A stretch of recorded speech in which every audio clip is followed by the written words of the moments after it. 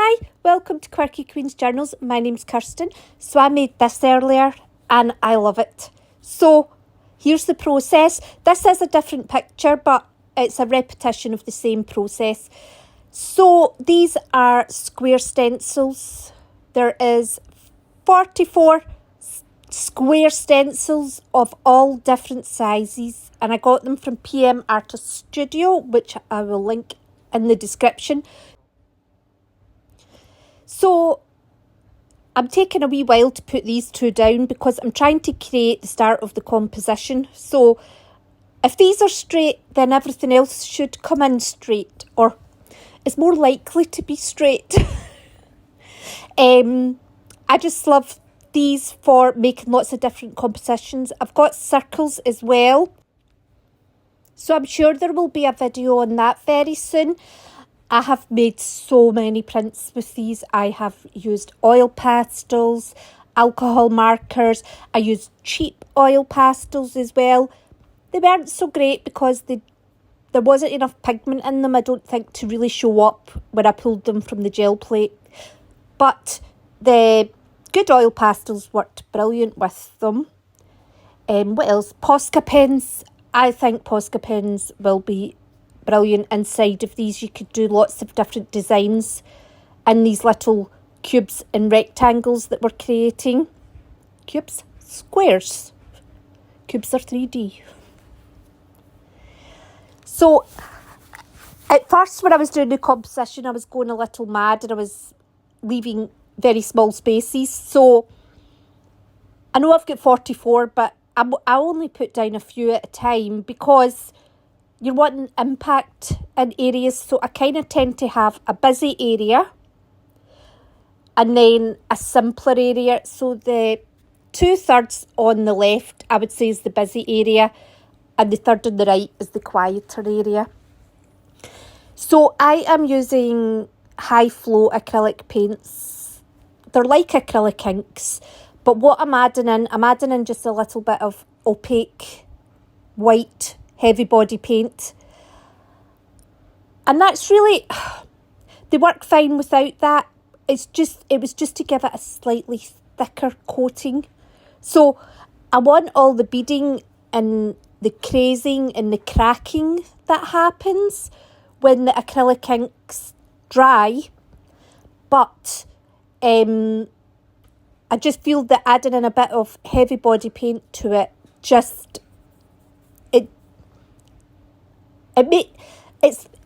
it makes it less fine, less detailed. The lines are thicker generally, but it works just as well without adding in the heavy body paint. It's just you get a much finer layer.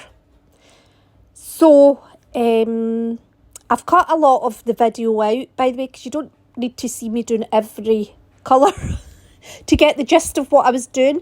Now you want that to be completely dry.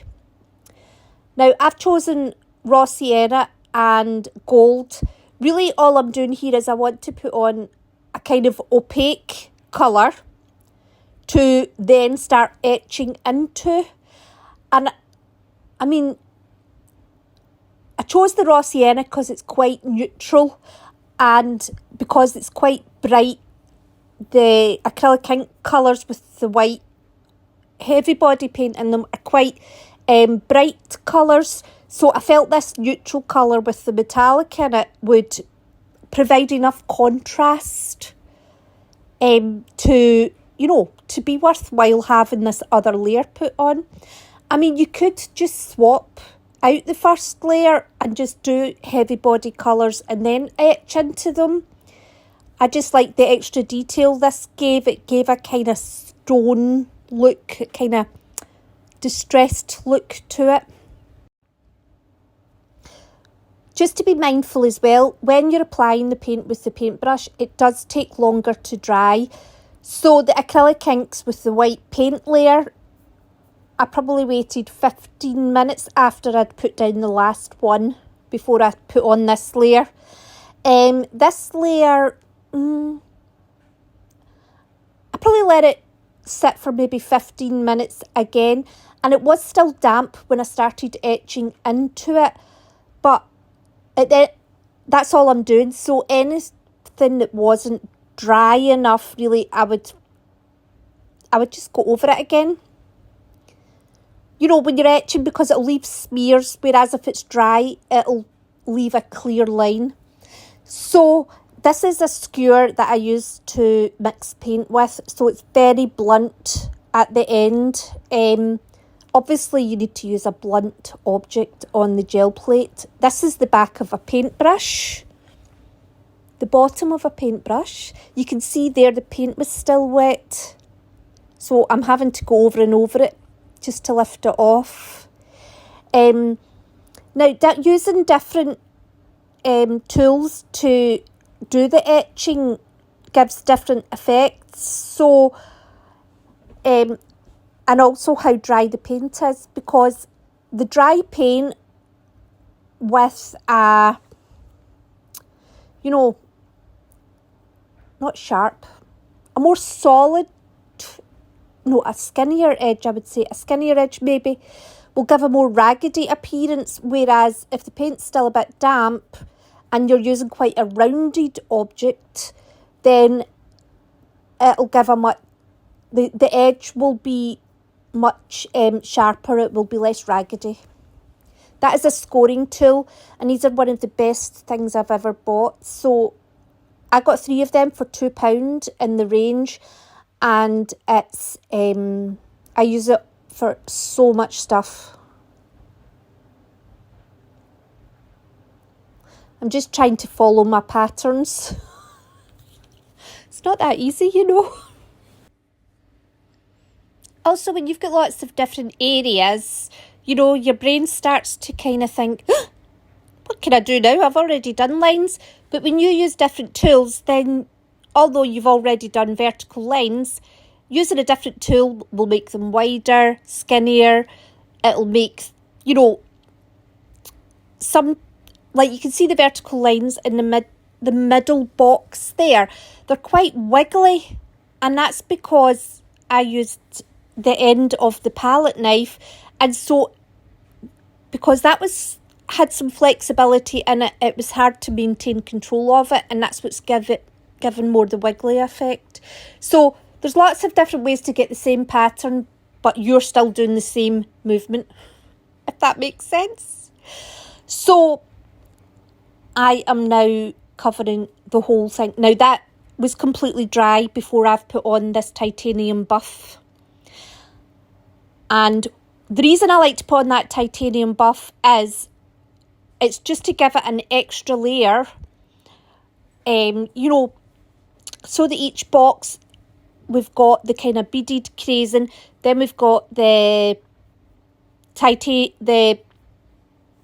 raw sienna and the gold, and we've got the etched shapes, and now we've got this titanium buff. And I used an opaque paint as well, just to give it that extra separation from these square edges, because we want these square edges to stand out, because at the end of the day that's the highlight of the picture.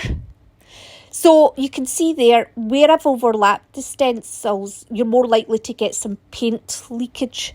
So I don't want to do too much movement with the cotton bud, because you don't want to lose the natural kind of look that you've got just now with the edges.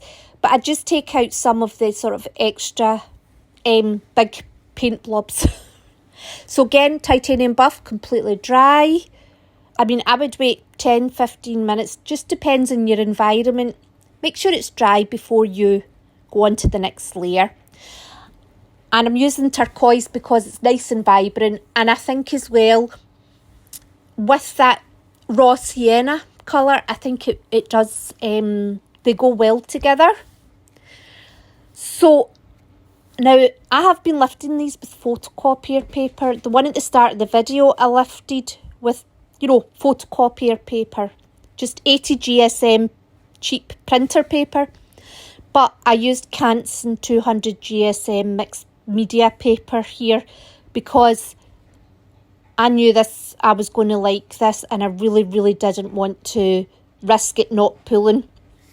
because there is a lot of layers on there. So also, when I've got a few layers like that, I find it easier sometimes to pull the gel plate from the paper rather than the paper from the gel plate.